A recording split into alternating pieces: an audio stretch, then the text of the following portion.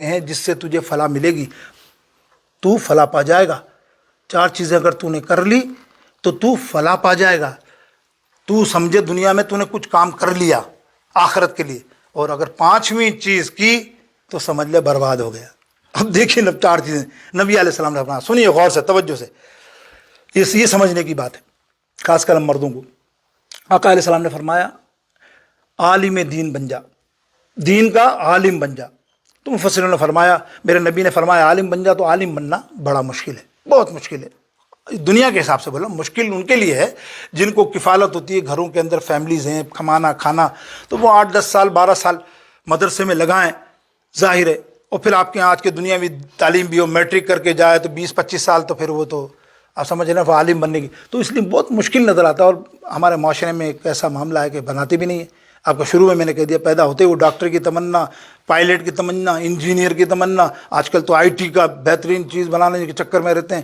یہ 8-10 چیزیں جو ہے نا، وہ تو چاہے کنگلا جس نے کبھی زندگی میں میٹرک نہیں کیا وہ باپ بھی سوچتا ہے کہ یار اس کو یہ تو کرانا ہے، وہ تو نے نہیں کیا تھا، اس کو کیا کرانا، سمجھ رہے ہیں؟ لیکن نہیں، ایک ہماری اس لیے کہ اس میں ارننگ ہے، اس کو پتہ ہے کہ جب یہ بچہ جائے گا پڑھے گا، میں ابھی دوں گا، پیسے لگاؤں گا، وہ کما کے بعد میں مجھے دے گا۔ وہ یہ نہیں پتا کہ اس کو سٹی ہوم سیدھا لے جائے گا بکنگ کرا کے، وہیں آج بھی رکھے ہیں، ہزاروں رکھے ہوئے ہیں، 1-2 تو نہیں کلام کر رہا ہوں، بچوں نے نکال دیے، بڑے قابل بچے تھے، ماں باپ کہتے تھے، ہمارے آج سے 12 سال پہلے بھی ایک بندہ تھا میرے پاس، پانی بھرتا تھا اپنے بچوں کا، ارے میرے بچے کسی کے نہیں ہوں گے، ایسی خدمت، گھر آؤں تو پہلے موزے اتارے، فلانا اتارے۔ میں نے کہا حضرت آپ کے پاس کیا معاملہ تھا؟ بولا کچھ نہیں یار، 3 پلاٹ اور 3 فلیٹ رکھے ہوئے ہیں میں نے، ایک بچی کے لیے 2 بیٹوں کے لیے، بس۔ میں نے کہا بیٹا اس پہ ہی نظر دیکھ تو سری نہ، تو خدمت تو جب ہی ہو رہی نا جب تم کماؤ پوت ہو۔ اب وہ بیمار ہوا، ریٹائر ہوا، نہ بیوی پوچھے نہ بچے پوچھے، بیچارے کے بٹا تو کون بھائی، سلام بھی نہیں کر رہے ہیں، اب تو وہ حال ہے، یہ حال ہو گیا۔ گیا تو بس وہ جائیداد، اس کے بعد بچے کہہ رہے ہیں، ان کی بیوی آ گئی تو کہہ رہے ہیں ان کو سٹی ہوم بھیجو، نہیں تو تمہارے آنے والے بچے جو ہے نا یہ وائرس ہو جائے گا، ان کو جو نیا آیا وہ بھی وائرس ہو جائے گا۔ یہی کہوں نا، آج کل خطرناک وائرس آنے والا نا، بچنا، اس سے بچت ضروری ہے۔ تو وائرس جتنا آیا وائرس اب اسی کی ایجاد ہوگی، وائرس ہی وائرس۔ اب یہ دور چلے گا نا زندگی بھر، تمہیں قیامت تک لگتا ہے ایسا، اللہ معاف کرے، اللہ تعالیٰ دور رکھے، ہر سال وائرس، یہ وائرس ہی کوئی چیز آ گئی ہے دنیا کے اندر۔ اب کبھی بھی وظیفہ کراؤ تو اس وائرس کے دفاع کے لیے، وائرس کے لیے دفاع کے لیے، کسی مخصوص وائرس نہیں، وائرس نام ہی ایسا ہونا چاہیے کہ فنا ہو جائے، اللہ تعالیٰ اس کو دور کر دے، اللہ رب العالمین، ورنہ یہ کیا معاملات ہوں اللہ جانتا ہے۔ اب دیکھیے نبی علیہ السلام نے کیا فرمایا؟ عالم دین، پھر فرمایا طالب علم بن جا۔ ظاہر ہے طالب علم کا بھی وہی معاملہ، 8-10 سال لگانا وہ بھی بڑا مشکل ہوتا ہے۔ تیسرا جو فرمایا نا نبی علیہ السلام، وہ سنو، وہ تو ہم سب کر سکتے ہیں۔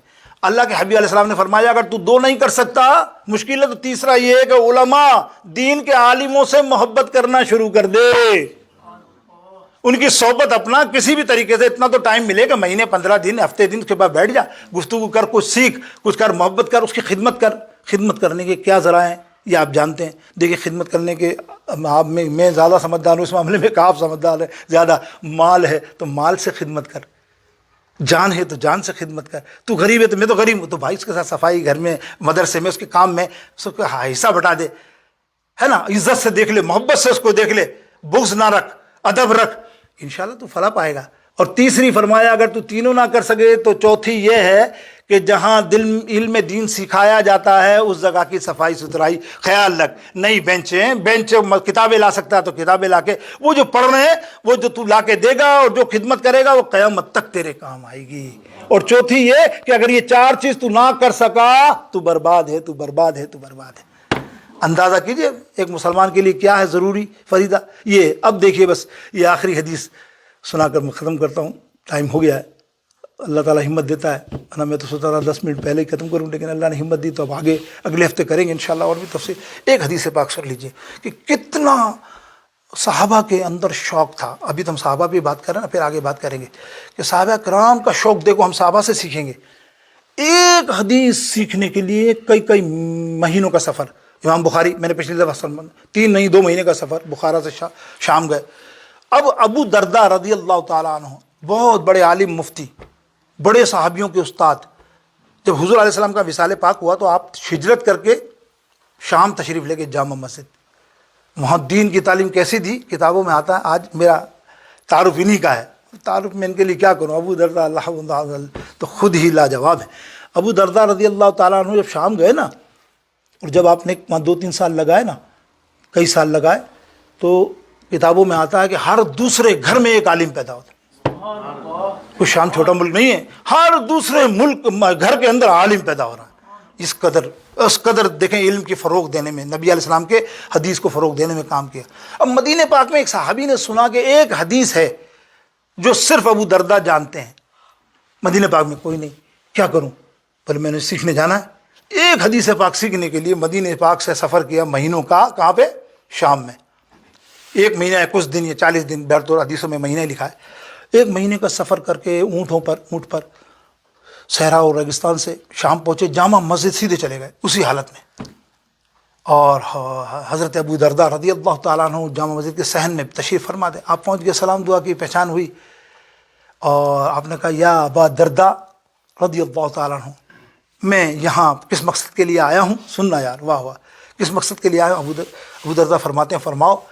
اور یا ابو درداء، نہ میں یہاں شام کا بازار دیکھنے آیا ہوں، نہ یہاں کی رونق دیکھنے آیا ہوں شہر کی یا اس ملک کی، یا اطراف میں کوئی معاملہ یا راستے میں کوئی چیز میں نے کی، کچھ نہیں، میں سیدھا مدینہ پاک سے یہاں آیا ہوں ایک حدیث جو تیرے پاس ہے سرکار دو عالم صلی اللہ علیہ وسلم کی، وہ سیکھنے کے لیے۔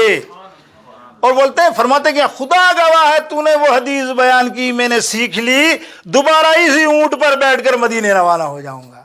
کمال، دیکھیں دین کا شوق کیا ہم رکھیں گے شوق۔ ایک بات، حضرت ابو درداء مسکرائے، فرمایا واہ واہ واہ، سبحان اللہ، اے میرے صحابی، مجھے ایسا لگتا ہے کہ وہ علم اللہ نے تیرے لیے ہی بنائی، تو ہی اصل اس کا مصداق ہے۔ بولے کیسے؟ بولے سن، میرے آقا علیہ الصلوۃ والسلام نے فرمایا جو بندہ دین کی، علم دین کی ایک بات سننے سیکھنے کے لیے گھر سے نکلتا ہے، اللہ کے فرشتے اس کی راہ میں پر بچھا دیتے ہیں۔ پر نہیں بچھاتے، حدیث بیان کر رہے ہیں، راستے کی ہر چیز، پتھر، کنکر، درخت وغیرہ وغیرہ وغیرہ، سب اس کے لیے دعائیں کرتے ہیں۔ اللہ اکبر۔ اور سمندر اگر آس پاس ہے تو سمندر کی مچھلیاں کتنی ہوں گی، وہ اس کی عمر کی درازی اور اس کے علم حاصل کرنے کے لیے دعائیں مانگتی ہیں۔